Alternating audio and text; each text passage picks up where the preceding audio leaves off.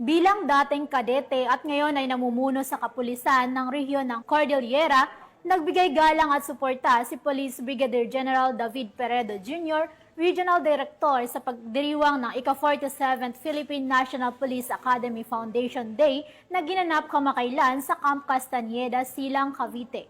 Police Master Sergeant Lenny Valerio sa balita.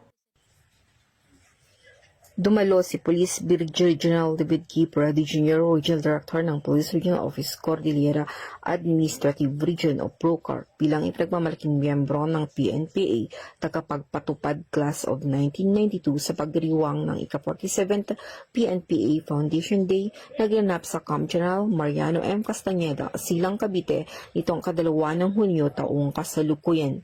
Sa temang Moving Forward to Sustain Academic Excellence for Future Public Servants, ang selebrasyon ay minarkahan ng halos 5 dekada ng hindi natitinag na pangako ng PNPA sa paggawa ng mga pinunong may prinsipyo. Ang kaganapan ay pinamunuan ni Police General Nicolas D. Torre III, hepe ng Pambansang Pulisya ng Pilipinas, na nagsilbing panauhing pandangal at tagapagsalita.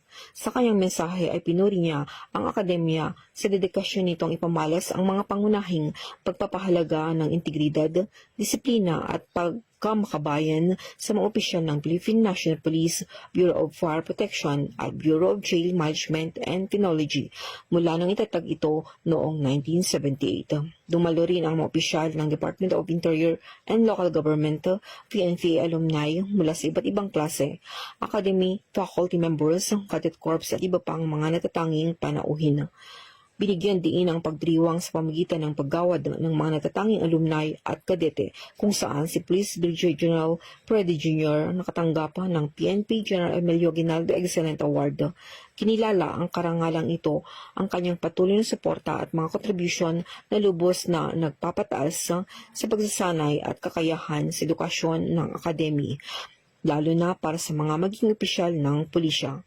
Itinampok din ang kaganapan ang isang tradisyonal na pass and review na isinasagawa ng PNPA Cadet Corps at isang pagpupugay sa mga founder ng academy at kilalang nagtapos. Mula dito sa La Trinidad Benguet, Rihon ng Cordillera, ito ang iyong PNN Correspondent, Police Master Sergeant Lenny Valerio, alagad ng batas, tagataguyod ng Balitang Pulis.